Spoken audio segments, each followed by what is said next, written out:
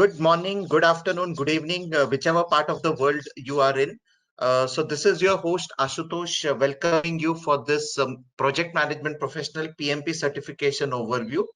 And in the next 1 hour, 20 minutes roughly, I'll be walking you through what exactly is the PMP certification exam all about. What are the critical benefits of going in for PMP certification, and how this new examination is different from the old examination. Project management professional or a PMP certification exam, and what exactly are the critical benefits it offers. Some ground rules. I mean, these are just general ground rules around it. Like any doubt, please feel free to ask. Just keep your cell phones on a silent mode for the duration of this webinar, right? And I'm sure whatever information you're going to get today will definitely help you in boosting your career. It is definitely going to help you in making a right choice, whether one should become a PMP certified professional or not. What are the career options in front of me? And most importantly, this investment which I'm going to make, I always believe more than the money, it is a time investment what you're going to make. It will give you every penny worth of it, right? So I'm pretty sure this webinar will help you to decode some of those doubts which are there. All right. So on that note, let us move ahead. So a quick question to all of you, a small step before I start my webinar, and maybe we'll spend a couple of minutes on that. I want you to write down basically your role, your name, your current role, and if at all you're planning to go for PMP certification exam, what is the date you're looking for? What the date comes to your mind? So if you can just quickly write it down before I proceed ahead, so that I will get a quick idea. Just write down on the chat box what exactly is the date you're thinking for going in for PMP certificate. Okay, I'm reading your chat messages. Some interesting messages coming up. Okay, June first week, May 2022. Okay, lot of interesting dates coming up from all of you. Good to see those. Yeah. So others also, you can just let me know what is your target date if you're planning to go for a PMP certification. That's interesting. That interesting to know from everyone. Yeah, what exactly is the target date you're looking for? And I always believe firmly that if you want to clear this exam, if you are really keen on getting PMP certified, you have to do it in 45 days from the training. If you do not do it in 45 days from the day of training, it is never going to happen. Okay. Invariably, the work will take over us. Invariably, what will happen is work is going to take a roll on us. Those are the things what will be happening, right? So this is what we need to do, right? We have to make sure, okay, we have to make sure that we have to do it in basically what we call as 45 days. So 45 days is what we have as a part of this discussion, right? So 45 days is what I would recommend. Okay, so now what is some basic acronyms? Some basic acronyms around PMP certification is what I will try to walk you through. And PMP is, of course, the name of the certification. And this comes from a body which is called as the Project Management Institute. So Project Management Institute is a leading organization. It's one of the leading bodies which is into project management, consulting, training, and education. And that's the body. That's the body what we have, which actually is having this certification, which is there. Okay, so that's the certification name, and the body name is PMI. PMI is based out of United States of America. Okay, PMI Project Management Institute is based out of Pennsylvania, United States of America. And what you will if you go on the PMI website, I'll be sharing you the links and all. When we go to PMI website, you will see that this is a body, or this is an organization which is into project management, consultancy, training, and coaching. So that's the body which is there, and you can go on the site www.pmi.org, and this organization, you will get all the information about this organization, along with what work they are doing. right? Along with what work they are doing and how they are working towards advancement of project management, education, and consultancy. So all that information you will be giving there. Okay, so that's one important thing we need to remember. All right, let us further be and let us further move ahead. Okay, and then of course we have one of the books of PMI which is recommended for studying, which is PMBOK guide. PMBOK is an acronym which stands for Project Management Body of Knowledge. So it's a book which talks about the best practices in project management. It's a guidebook at the end of the day. It is not basically a book where you say that, okay, I mean, I by heart it and then I will clear the exam. One misconception associated with PMBOK is that if I read that book, I will become PMP certified. No, it is just one of the books. It is just one of the recommended, I would say, pieces of work from a project management perspective, right? There are other books also, but this is one of the books which is published by PMI, which is called as PMBOK guide, and the latest edition is 7th edition. So the latest edition from PMBOK or from PMI is the 7th edition what we have, right? So these are some of the basic things. The certification name is PMP certification. Remember this. The certification for which you're going to go is the PMP certification for which you're going to appear for the exam. So that's to start with what PMP certification is all about. What are the I mean, what exactly is the body? What are the acronyms around it? So that's the initial part of your PMP certification information, which I'm trying to give to all of you here. Okay, moving ahead, let us further move ahead and let us further try to understand this as we go along the journey.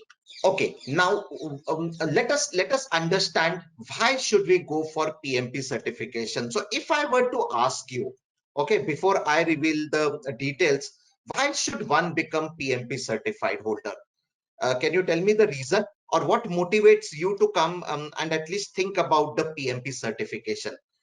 If you can write down your choice, that what is motivating you to go in for PMP certification, or what are the things which are making you excited to go in for this certification. If you can just write it down, that would really be great quickly, and then I will talk about from my side why people could be motivated for this exam. Yeah,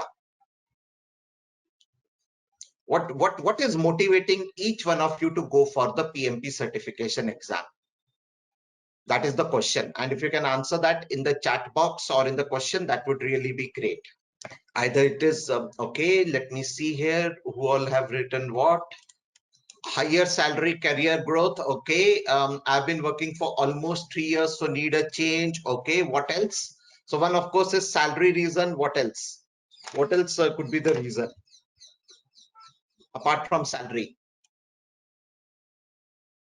I'm sure there are more reasons. Salary, career growth, motivated. Yes. Okay, I'm just seeing the comments as they're coming. Okay, position advancement, change in management. Okay, can prove to the world that I can manage project. Perfect. Bigger responsibility, it will give me a bigger responsibility. Perfect. My career will grow, right? Obviously, right? I mean, it will boost my career. It is definitely going to boost my career as we move ahead, right? It will give me bigger responsibility. It will give me bigger growth. That could be the reason. Yeah, obviously these are some of the reasons. These are not the only reasons, but these are some of the reasons why one might be motivated, or why one might think that we should go for a PMP certification exam, right? You're looking for a promotion, you're looking for that growth, you're looking for that extra responsibility. You're trying to prove the world that yes, you can actually manage the projects, right? So those are the things which obviously, and recognition by organization. Also remember one thing, this is one of the certificate which is recognized as the gold standard in project management. By gold standard we mean that this is a certificate which actually gives you that cutting edge tools and techniques from a project management perspective. So if you want to learn about the tools, techniques, if you want to learn how to go about and handle a project right from its start to end, this is one certification which will give you that, right? This is one of the key certificates which will actually tell you about it, right? So that's basically the PMP certification to start with. But what benefit does it give? Okay, what benefit the PMP certification is going to give about it? Okay, yeah. So this is what PMP is all about. And before I go further, let me now also welcome you once again formally from Collabora and Cognitia. And now this is the organization which through which I represent and through which I'm talking about from a project management perspective. Project management, of course, is one of the trainings which they offer. There are other trainings also which they offer, about which I will talk about it as we move along, right? So we represent one of the world's largest talent transformation company. In last few years, we have been able to transform the talent equity, or we have been able to enhance the talent equity of students. And as we speak today, there are more than 150,000 professionals trained worldwide. The instructor team is a very robust instructor team coming from industry. They bring in industry best practices. They bring in industry use cases and case studies to deliver any program.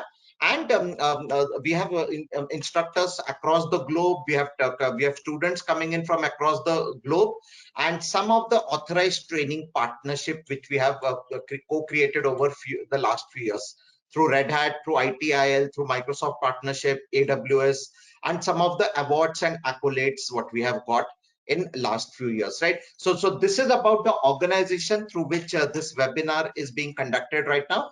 And I hope you are getting full information about the PMP certification, what you would be going, right?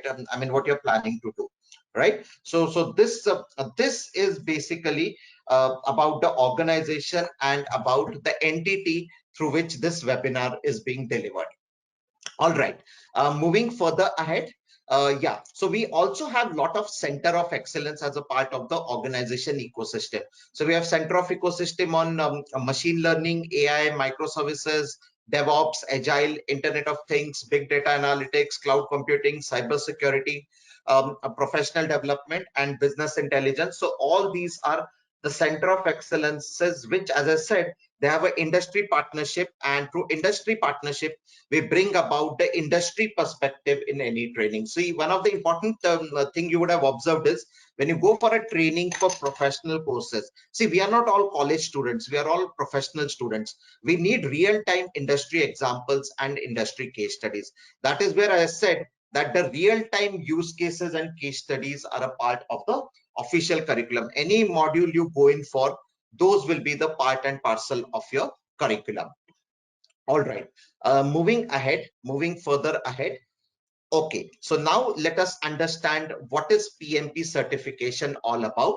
As I said, PMP is project management professional, and it is the gold standard in project management. It is one of the most respected, it is one of the most respected, I would say, profession in the world today from a project management perspective. It is based out of, as I said, this comes from an organization based out of United States of America, but it's a global certificate, which means whether you are working as a project manager in India and you have an opportunity, next opportunity coming up in, let's say, Australia or UK, this is one certification which is valid globally, and it gives an indication about the acceptance across the industry. So it is not again an industry specific certification. It is one certificate which is accepted and valid across the industry, whether it is pharmaceutical industry, whether it is technology industry, whether it is IT, whether it is software, whether it is hardware. Okay, this is one certificate which is valid and which is recommended, that yes, I mean, this is a certificate which is I would say valid across the globe, right? And yes, I think some of you have already mentioned the reasons why you would like to go in for this certification in the first place, right? That is what you have also written there. Okay, let us move ahead. Let us further move ahead, and let us further try to understand this more about it. PMI is a global community. It has got professionals like you and me as a part of its board. They bring in industry best practices, and it's an organization with over 500,000 global members. and over 200 plus local chapters which are spearheading the knowledge on project management worldwide, right? So that's in brief about the PMI organization, or the Project Management Institute, what we popularly call it.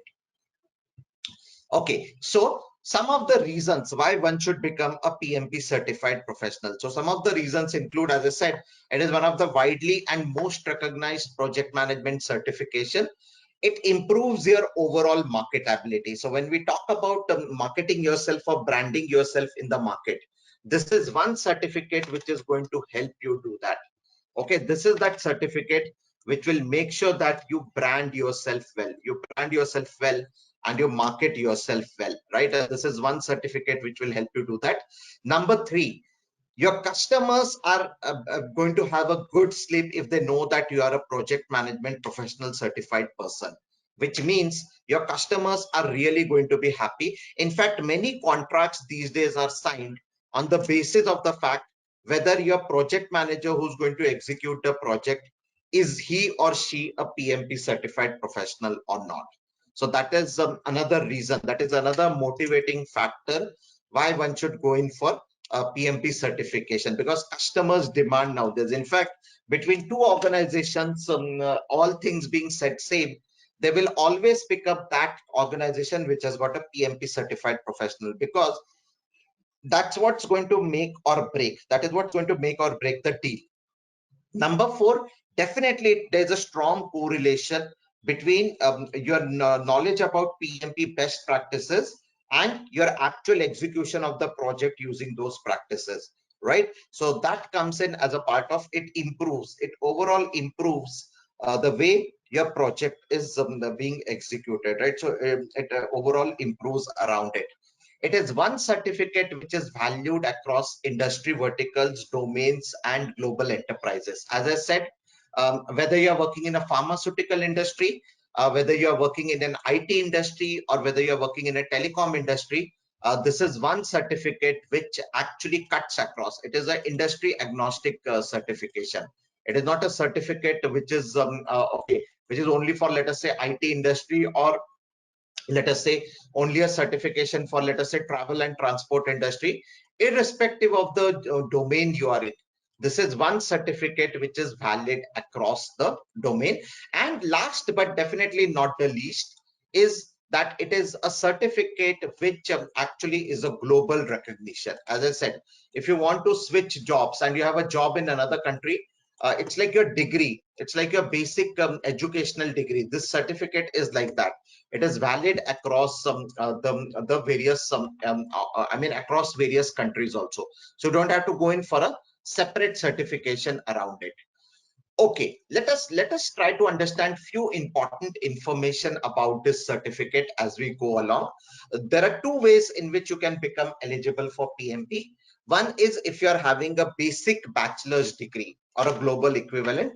This can be in any subject. This can be in arts, science, engineering, commerce, fine arts, any subject.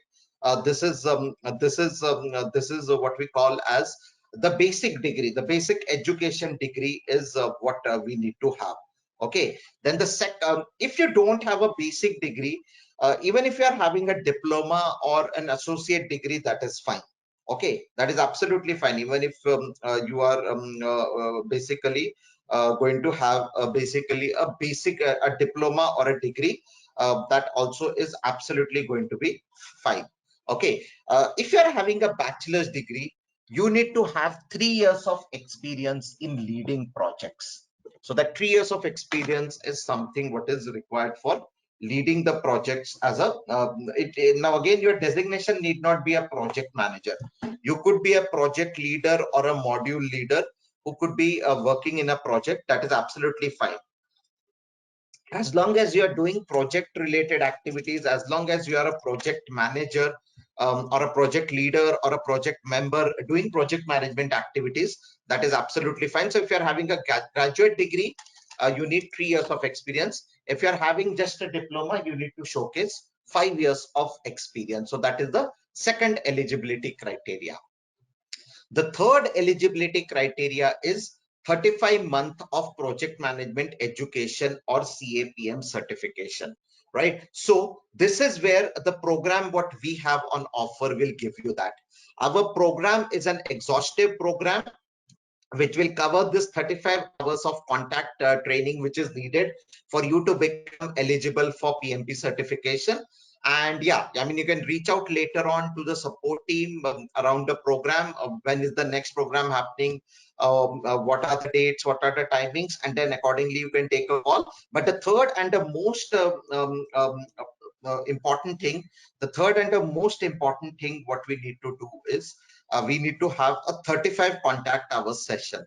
So this 35 contact hours session is what we need to have as a part of this program. 35 contact hours of project management education, where you will learn the nuts and bolts, where you're going to learn the nuts and bolts of the project, what a project is all about, what are the do's and don'ts in a project, what is the role of a project manager, what is stakeholder management, scheduling, scope management, cost management. So the entire nuts and bolts of that engine is what we are going to learn in that 35 contact hour session, which is there, which is mandatory, by the way. Just having a graduate degree and 36 months of experience is not enough.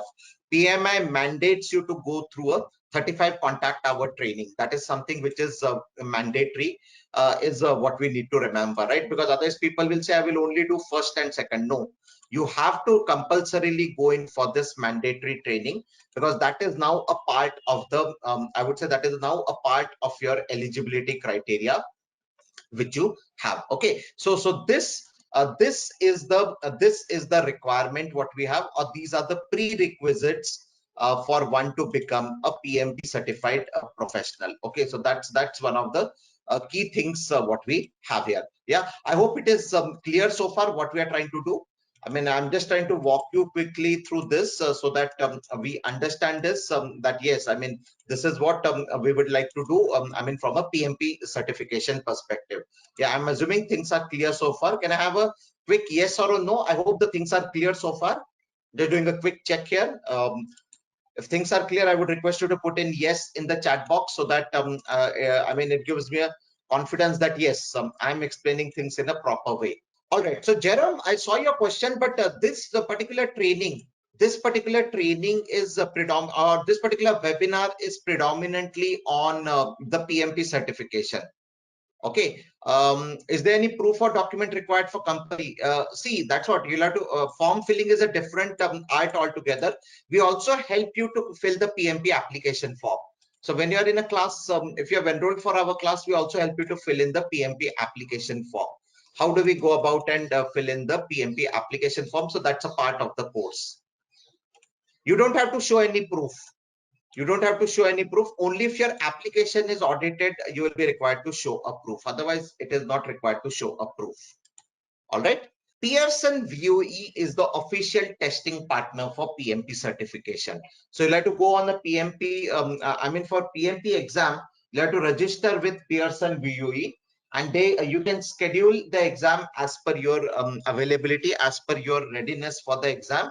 And there is always going to be a Pearson VOE center either near the place where you stay or near the office where you go to work.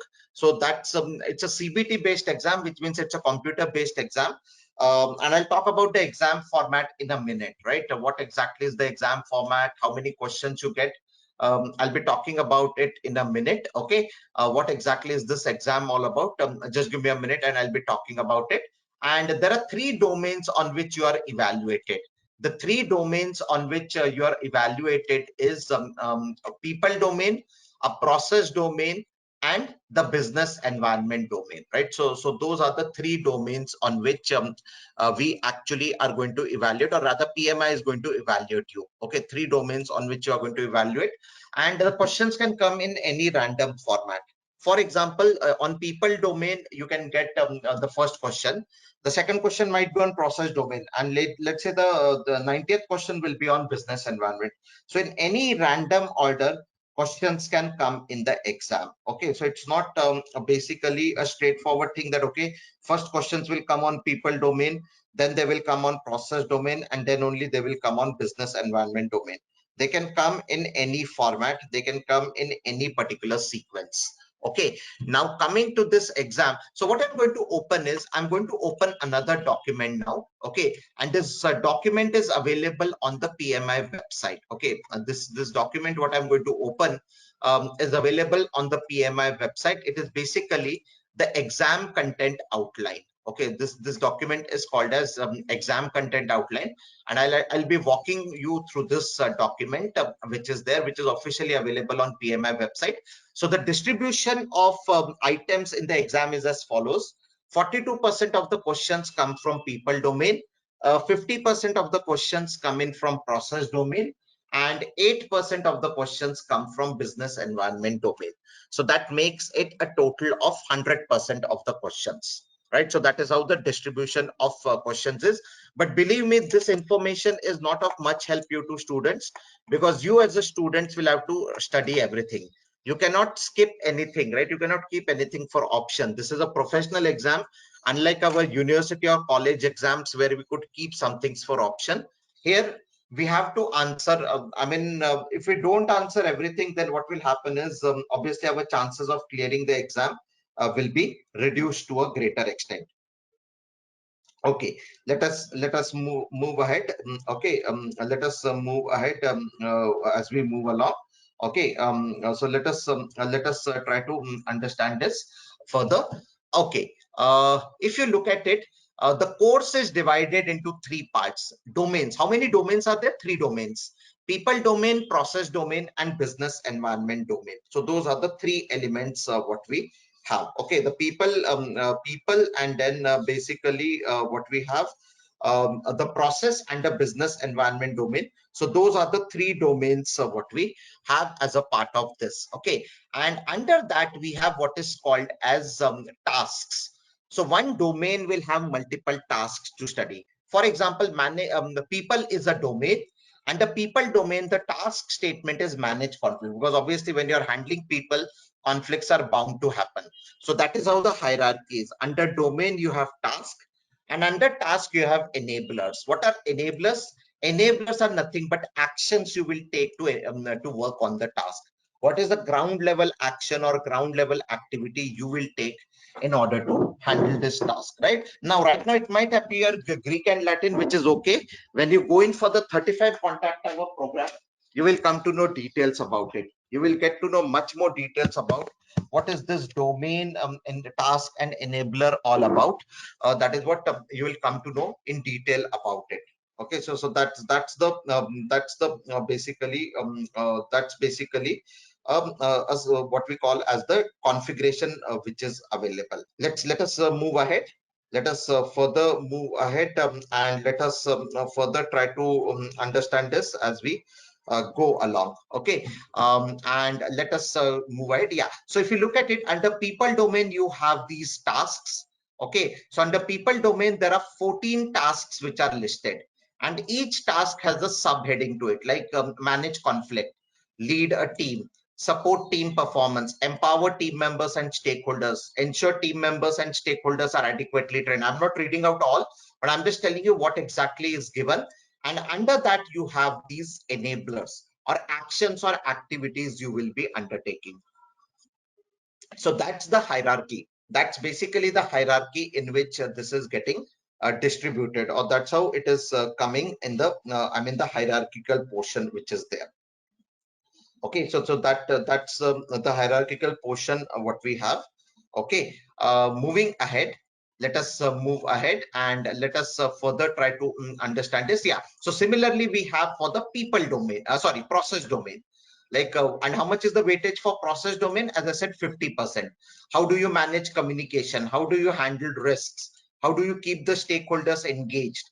How does a project deliver business value? How do we keep the stakeholders engaged? So you have these tasks, 17 tasks for the process domain, and then for business environment you have 4 tasks which are there. Okay, so that is how the hierarchy is between the task, between the domain, between the task, and between the enablers, right? So that's one important thing we wanted to talk about.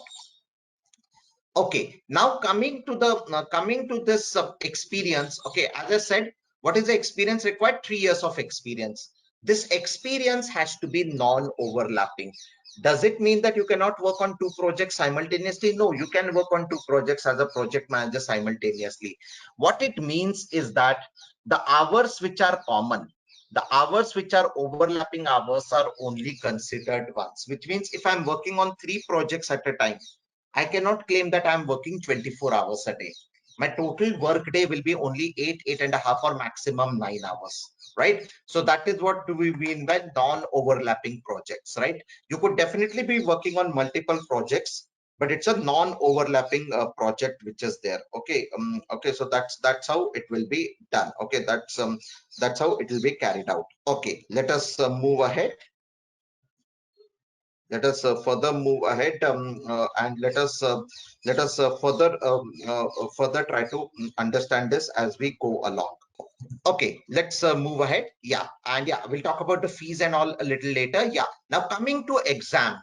This exam consists of 180 questions. So we have a total of 180 questions in the exam. These questions are not visible to you at one go. Okay, and I'll tell you how these exams. So this exam is divided into three sections, which we have. Okay, and the allocated examination time is 230 minutes. Okay, there's a 230-minute exam, and you now have two official breaks of 10-10 minute each. Okay, so you have two breaks of 10-10 minute each, what we have. So in total, you have 230 minutes to give the exam. Okay, the examination is preceded by a tutorial which will take 5 minutes. And once you end the exam, there is a 5-minute, I would say, feedback session which is there. Okay, so that's how the examination is broken down. So let me explain this in a bit. So how many questions are there in the PMP exam? 180 questions. I hope you can see I'm doing something on the whiteboard. Are you all able to see? I'm trying to do something on the whiteboard here. I hope it is visible to everyone. So we have total of 180 questions and we have 230 minutes. We have 230 minutes of what we have for this exam. The questions basically come in three slots. Okay, so they come in three slots of what we have. Slot 1, and then followed by a break. Then slot 2, followed by another break of 10 minutes. And then slot 3, another break. I mean, that's the end of the exam. So in slot 1, you get question number 1 to 60. Okay, sorry, 1 to 60 is what you will get in slot 1. Okay, in slot 1 you will get questions 1 to 60. After you have answered these questions, you can go for a 10 minutes break. You can go for a 10 minutes break, which is there. Okay, so that's what is allowed. Okay, so 10 minutes break officially you can take after you have answered this 1 to 60 questions. Okay, now once you come back from the break, what is going to happen is you will get the next set of 60 questions. So what are those next set of 60 questions? The next set of 60 questions come in slot number 2. 1 minute. Yeah, and they come in slot number 2, and they are from question 61 to 120. That is the second slot what we have. Okay, so they come in. Now when you are in slot number 2, even if you realize that you have answered a previous question wrong, you cannot go and change it. So at any point in time, you can change the answer for only 60 questions, because those 60 questions are visible to you. Okay, at any point in time, only 60 questions are visible to you, and that's what you will be able to see. Okay, only 60 questions will be available to you at any point in time. Okay, yeah, then again you can go in for a 10 minutes break. You'll again go in for a 10 minutes break, and then you come in for slot number 3, and slot number 3 will be basically questions 121 to 180. Okay, question 121 to 180 will be the third slot. And again, when you're in third slot, you cannot go to slot number 2 and slot number 1 for changing any answers. I hope it is clear. I hope I have been able to explain the examination pattern in a better way, what I'm trying to tell you. And 230 minutes is the total time. 230 minutes of the total time for giving this exam. What you have, believe me, sitting at one place for 230 minutes is a big challenge. Okay, it's basically a big challenge. We don't even sit for our favorite movie. Okay, so it's very difficult to sit at one place for 230 minutes. But here you have to get used to sitting at a place for 230 minutes. There's a camera which is monitoring your movement constantly. And when you go into this examination center, you are not allowed to carry anything with you. For example, you cannot carry your pen, you cannot carry your paper, you cannot carry even a handkerchief inside. They will give you the writing material inside. Okay, so they are going to give you the writing material from inside. They will provide you everything around it. All right, yeah. Any questions on this so far? Anyone, any questions on this before we move ahead? Any questions? How many hours per slot? That you decide. You want to spend entire 230 minutes on slot one, that is what you decide. There is no internal demarcation on that. The total time is 230 minutes for 3 slots. All right.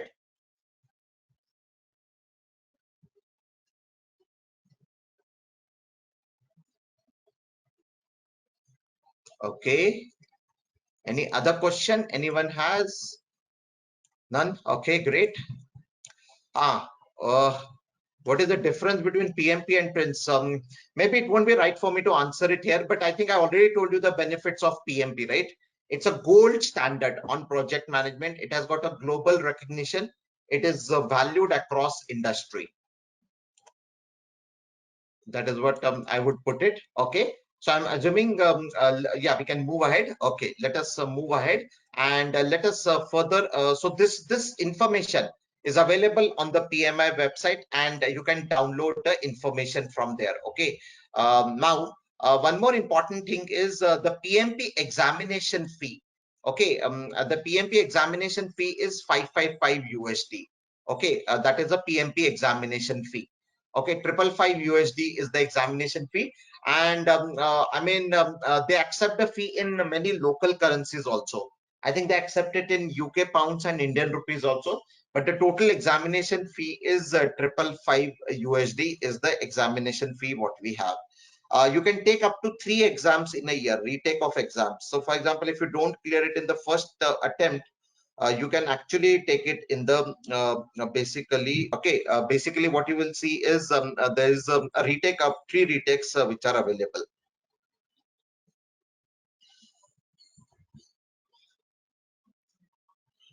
Okay, let us further move ahead. Let us further try to understand this as we go along. Okay, yeah. So it's again one more thing, many people will ask this question, so let me tell you that you are never going to come to know what is your score in the PMP exam. They will just tell you how many questions, I mean, how you fared in each of this section: people, process, and business environment, and the final result as pass or fail. But if you ask me, okay, what is a passing percentage, you will never come to know. Okay, you will never come to know what is a passing percentage which will be there, right? So that's one important thing we have to remember, right? They never, PMI never discloses that how many questions you should get right. Okay, how many questions you should get right. The PMI has never disclosed that, or what is the logic for deciding pass or fail. That's something which they will never decide. Okay, so that comes in as a part of this. I mean, this is what is the PMP examination, or this is what is the basic tenet, that they have kept it very, very secret and hidden. Okay, that okay, what are the passing marks required, etc. So that's something which they will never disclose that. Okay, so as it is mentioned in this document, the passing score for all the PMI exams is determined by sound psychometric analysis. So they will never tell you that, okay, how many questions you got it right. So they will have some weightages, they will have some internal logic, and the final result will come to you whether it is a pass or a fail, right? I think that they have clearly mentioned it from the point of view of PMP examination. And if you see the PMP exam fee, and let me open it up for you, the PMP exam fee is $555 if you are not a PMI member. If you are a PMI member, then it is $405. Membership costs around $139. So the membership for this exam is 100 and sorry, not for the exam. The PMI membership is $139. Okay, so I mean these are the different currencies in which they have given the examination fee: Indian rupees, BRL, euros, US dollars. So those are the different currency units where the examination fee has been given. You are allowed to attempt 3 exams in a year. As I said, there's a re-examination fee of $275 US for the second time. Okay, so that's a re-examination fee what we have from the second for the second attempt. Okay, moving ahead, let us further move ahead and let us try to further understand this as we go along. Okay, then what we need to understand is some tips. I will now be sharing some tips from an examination perspective. Okay, and I hope these tips are beneficial to all of you. So the tip number 1 which I would like to give you is that you have to target to give this exam between 45 days after the 35 contact hour session ends. So your 35 contact hour session will usually take around 6 to 7 weeks roughly. Okay, so the program which we have is, it is on Saturday, Sunday. So total of around 14 classes is what we conduct. So 14 Saturdays and Sundays, so around 7 weeks is what you will have to attend this 35 contact hour program. After that, we will tell you a detailed study plan, what needs to be studied, right? How you show your study should be, or what needs to be studied is what you will have to, we will be telling you. Okay, and believe me, I see a lot of repeat students coming into my classes because they did not take this 45-day target seriously. My strong recommendation to the audience here is, if you are really keen for PMP exam, target it in next 45 to 50 days. I mean 45 days plus 7 weeks is what I would say. Next 80 days is where you should be targeting, which means around 3 months. Next 3 months you should be targeting for the PMP certification, because if it has to happen, it will happen in next 3 months. Otherwise, it will never happen. And I'm assuming this, when I'm giving you this deadline of 3 months, I'm assuming that all of us are working professionals. All of us spend from Monday to Friday at least a minimum of 9 hours at workplace and 2 hours of traveling minimum, either way, from home to office and office to home. Assuming that it is easily possible to crack the exam in 90 days. And I have seen that. I have coached many members to crack this exam in 90 days. Okay, so that experience comes, that experience is backed up from my experience as a coach and a trainer to help people crack it in next 90 days, what I would say. So from today, have a target date of 90 days and go for it, I would say. Otherwise, it will never happen. Believe me, always you will get a call from the boss, you will get a call from your office that come on a weekend also. Those things are a part of the life, but take these 90 days for yourself. It is for your own career growth and career benefit that you will have to target. The next important thing, as I said, have a study plan in place. Study minimum 2 hours Monday to Friday and minimum 4 hours on a Saturday and Sunday. So that's another recommendation which I have. Okay, so that's another interesting recommendation which I'm going to share here, right? Minimum 4 hours on a Saturday, Sunday. Okay, so that's the study plan, and minimum 2 hours on Monday to Friday. Okay, before the exam, before you decide to give the exam, let's say you decided to give the exam on, let us say, 5th of June. I'm just putting a random date here, 5th of June. Before that, take 5 to 6 days of holiday. Okay, because that will really declutter you from the workplace. Okay, that will really declutter you from the workplace, and it will really basically, I mean, help you to basically leave your workplace worries at your workplace only, right? So take a leave or a holiday 3 to 4 days before the actual exam. The next important tip is, when you're answering a question, and we teach that in that 35 contact hour program, you should use what is called as method of elimination. What is method of elimination?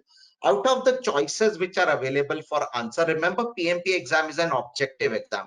So you get multiple choice question, like one question with 4 options, and you have to pick one correct answer.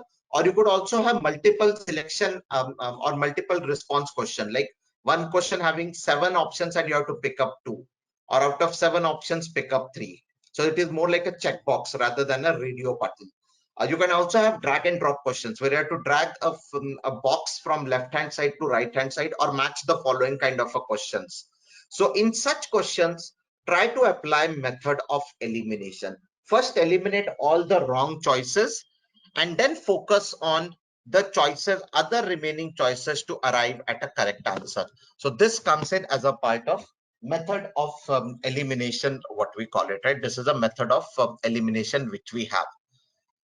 Okay, then enough practice tests have to be solved before you go for the exam, and we help you with that. We have a question bank available with us. We share that with you.